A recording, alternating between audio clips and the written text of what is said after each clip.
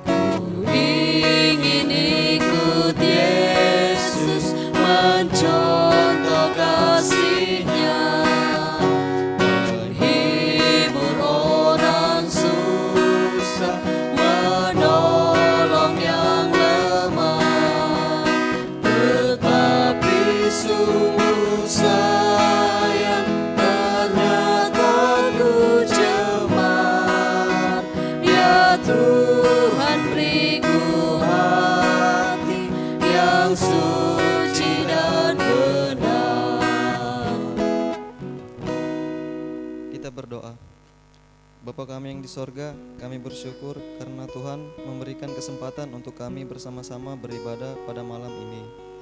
Tuhan, kami mau mendengarkan firman-Mu saat ini. Berkati kami supaya kami boleh memahami firman-Mu ini dengan baik. Kami berdoa bagi Ibu Pendeta yang akan menyampaikan firman-Mu. Tuhan memperlengkapi supaya boleh menyampaikan firman Tuhan dengan baik. Inilah doa kami, haleluya, amin.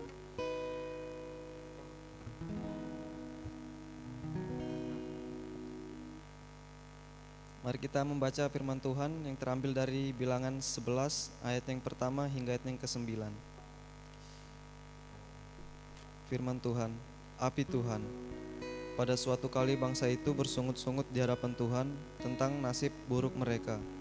Dan ketika Tuhan mendengarnya, bangkitlah murkanya.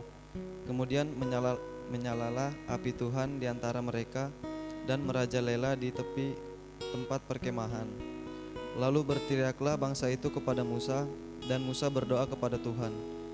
Maka padamlah api itu. Sebab itu orang menamai tempat itu Tabera, karena telah menyala api Tuhan di antara mereka. Orang-orang bajingan yang ada di antara mereka kemasukan nafsu rakus, dan orang Israel pun menangislah pula serta berkata, siapakah yang akan memberi kita makan daging? Kita teringat kepada ikan yang kita makan di Mesir dengan tidak bayar apa-apa, kepada mentimun dan semangka, bawang perai, bawang merah dan bawang putih. Tetapi sekarang kita kurus kering, tidak ada sesuatu pun kecuali mana ini saja yang kita lihat. Adapun mana itu seperti ketumbar dan kelihatannya seperti damar bedolah. Bangsa itu berlari kian kemari untuk memungutnya, lalu menggilingnya dengan batu kilangan atau menumbuknya dengan lumpang. Mereka memasaknya dalam periuk dan membuatnya menjadi roti bundar. Rasanya seperti rasa penganan yang digoreng. Dan apabila embun turun di tempat perkemahan pada waktu malam, maka turunlah juga mana di situ. Amin. Berhentilah bersungut-sungut. Torroimi tuma anuku-nuku. Saudara-saudara yang terkasih dalam Tuhan, ada istilah salle sarro. Artinya apa? Paling besar, paling banyak yang namanya keluhannya. Apa-apa mengeluh. Apa-apa mengeluh. Sedikit-sedikit mengeluh.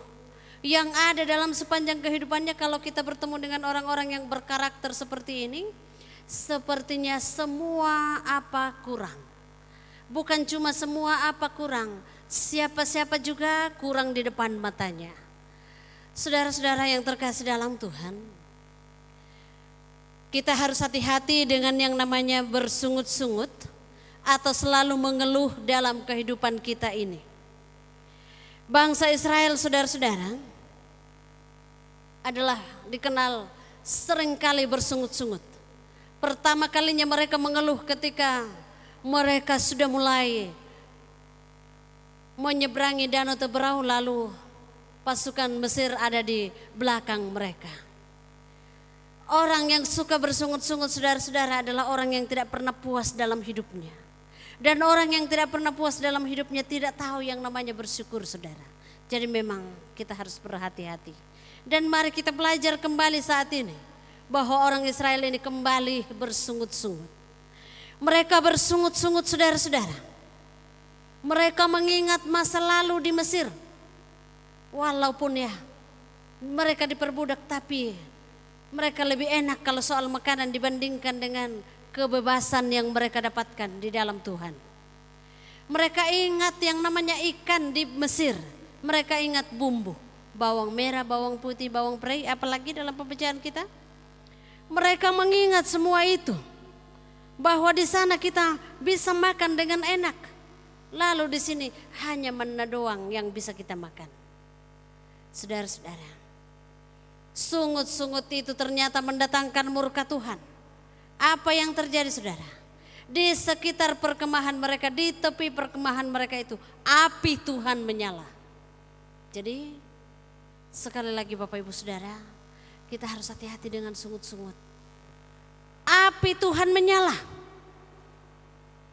Lalu kemudian Musa berdoa, padamlah api itu. Jadi sekali lagi sudah sering kali saya sampaikan Bapak Ibu bahwa biasa dianggap biasa ini yang namanya mengeluh, menggerutu. Padahal di mata Tuhan itu loh dosa. Karena itu api Tuhan menyala di sekitar perkemahan itu. Dan ketika Musa selesai berdoa, bukannya mereka bertobat, malah semakin mengeluh. Mengapa mereka mengeluh? Dalam pembacaan kita ada orang apa? Orang apa? Orang bajingan. Tidak ada di antara kita mau yang disebut bajingan, saudara. Orang bajingan, orang yang rakus. Ayat 4, orang-orang bajingan yang ada di antara mereka kemasukan nafsu rakus. Kalau ada orang-orang seperti ini Bapak Ibu Saudara, kita harus hati-hati. Karena apa? Inilah yang disebut bahwa mampu memprovokasi orang. Jadi provokator itu bukan cuma sekarang ya Bapak Ibu, dia ada. Dari dulu juga sudah ada.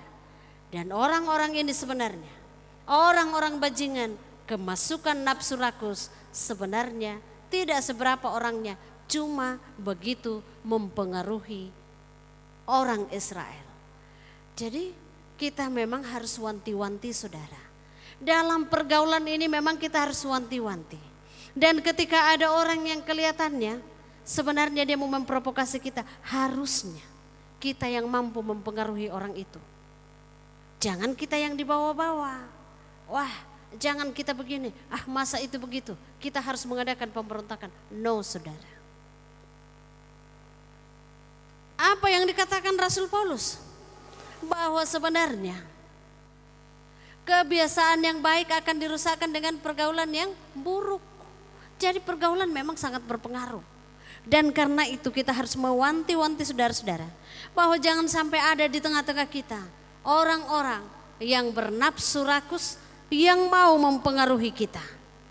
Saudara-saudara, kalau dalam hidup kita ini memang banyak hal bisa membuat kita bersungut-sungut. Banyak hal menggoda kita untuk mengeluh. Terlebih di masa pandemi ini. Ketika mungkin Cina atau India sudah menghentikan mengimpor batu bara dari kita, maka kita di Samarinda, tentu kota-kota lain, daerah lain juga sangat kena dampaknya. Anggota jemaat yang bekerja di tambang batu bara ya. yang mungkin juga bergerak di perkapalan yang akan mengangkut batu bara juga kena imbasnya saudara. Itu di situ ada godaannya untuk mengeluh. Tapi saudara-saudara, kita harus bersyukur malam ini. Firman Tuhan mengingat, jangan lagi kita bersungut-sungut saudara. Kita hentikan. Ada maksud Tuhan dari semua ini. Dan kita percaya bahwa dalam keadaan demikian, mungkin banyak karyawan yang dirumahkan, mungkin banyak yang kena imbasnya saudara. Dalam situasi ini, percayalah bahwa Tuhan tidak akan meninggalkan kita. Selalu ada cara Tuhan untuk memelihara kehidupan kita. Orang Israel dipelihara dengan manna, maka mari juga kita meyakini. Jangan kita bersungut-sungut, jangan kita menyalahkan keadaan, tapi laluilah hidup ini saat ini. Dalam situasi pandemi saat ini, perekonomian mungkin semakin terpuruk ke depan ini saudara. Kita harus bersiap dan kita harus punya keyakinan bahwa ibaratnya kita berada di padang gurun, ada manna yang Tuhan siapkan bagi kita. Mungkin memang asing, mungkin memang aneh keadaan-keadaan yang kita hadapi, tapi kita harus yakin saudara, di dalamnya pemeliharaan Tuhan akan sungguh nyata. Dan karena itu hindari mengeluh, hindari bersungut-sungut. Dan kita percaya ketika kita hidup untuk mencukupkan diri dengan apa yang ada, maka rasa puas itu ada, syukur itu ada. Beda kalau kita tidak mampu menerima keadaan. Jadi saudara, terimalah keadaan dengan penuh ucapan syukur, cukupkan diri kita dengan apa yang ada, lalu kita katakan kepada Tuhan, Engkau luar biasa baik Tuhan, Engkau akan senantiasa memelihara kehidupan saya secara pribadi, kehidupan keluargaku dan kehidupan kita semua. Tuhanlah pemelihara hidup kita yang akan senantiasa menyertai kita, dan jangan bersungut-sungut tapi naikkan syukur senantiasa kepadanya. Amin. Mari kita mengaminkan firman Tuhan yang baru saja kita dengar. Kita menyanyi dari KMM 149 ayat yang pertama hingga yang kedua. Hidup yang sedih jadi melodi.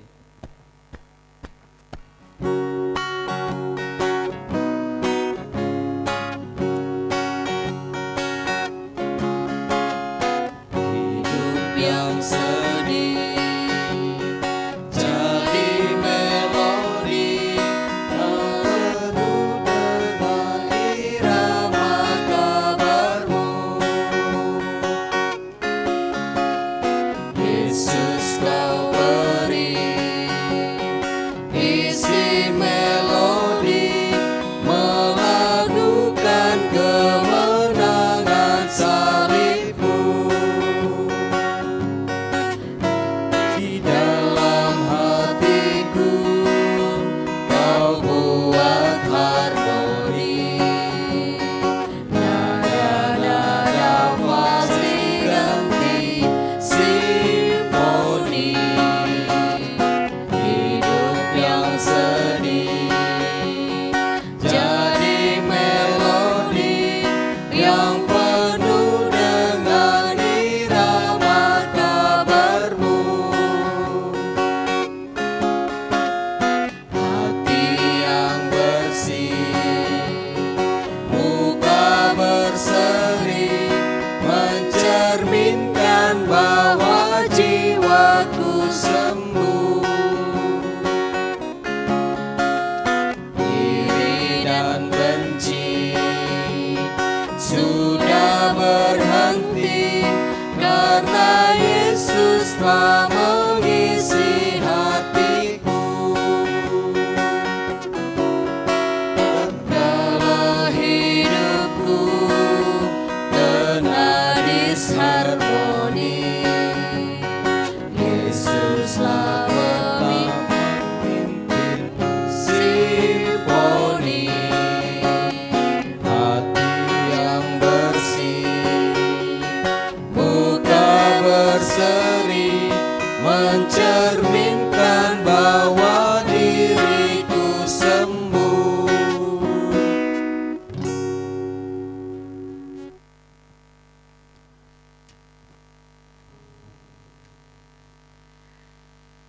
Oke, selamat hari ulang tahun perkawinan. Bapak Agustinus Rante dengan Ibu Yospina Rante yang ke-19. Semakin baku sayang di dalam Tuhan Yesus. Mari kita berdoa. Kami mengucap syukur kepada Tuhan. Ketika firman-Mu kembali mengingatkan kami ya Bapa, untuk hidup, menikmati apa yang ada pada kami yang Tuhan berikan. Jauhkan daripada kami Tuhan hidup dalam sungut-sungut. Tapi biarlah kami hidup dalam syukur senantiasa. Bapa di sorga, kembali di malam ini kami datang membawa seluruh warga jemaat-Mu. Tuhan, Engkau menopang dalam kehidupan mereka secara pribadi. Engkau memberkati juga dalam kehidupan keluarga anak-anak-Mu. Engkaulah Bapa yang akan terus menjadi nahkoda di dalam rumah tangga setiap anak-anak Tuhan. Kami berdoa untuk setiap pekerjaan dan usaha yang Tuhan percayakan. Tuhan memampukan untuk melakukan semua itu. Kami terus berdoa, Tuhan pulihkan roda perekonomian bangsa kami, bahkan dunia. Sehingga saudara-saudara kami yang tidak mendapatkan pekerjaan, kiranya pada saatnya nanti mereka pun akan memperoleh pekerjaan yang berasal daripada Tuhan. Di malam ini Bapa, kami datang berdoa, membawa keluarga kekasih Bapak Agustinus Rante dengan Ibu Yospina Rante. Ketika Tuhan memperkenankan mereka menjalani rumah tangga selama 19 tahun, kami bersyukur. Biarlah Bapak bahwa mereka tetap menjaga kesucian kehidupan perkawinan mereka. Walaupun di saat ini ada banyak godaan di dalam dunia ini, namun biarlah setiap anak-anak-Mu tetap mempertahankan janji suci perkawinan mereka. Bapa di sorga, ke dalam tangan-Mu Tuhan, kami datang berdoa untuk yang sakit. Kiranya Tuhan jamah dan Tuhan pulihkan. Kami berdoa untuk bangsa kami, kiranya Tuhan pulihkan. Provinsi Kaltim, bahkan kota Samarinda, bahkan dunia. Biarlah Tuhan Engkau menjauhkan kami semua dari virus corona dan juga penyakit-penyakit yang lain. Terima kasih Bapak. Kami bawa doa kami pada malam hari ini. Di dalam nama Tuhan Yesus, itulah Tuhan dan Juru Selamat kami yang hidup. Amin. Ya, demikianlah ibadah kita pada malam hari ini Bapak Ibu Saudara-saudara. Tetaplah menikmati kasih sayang Tuhan dalam berbagai bentuknya. Ucap syukur senantiasa. Selamat malam, Tuhan Yesus memberkati.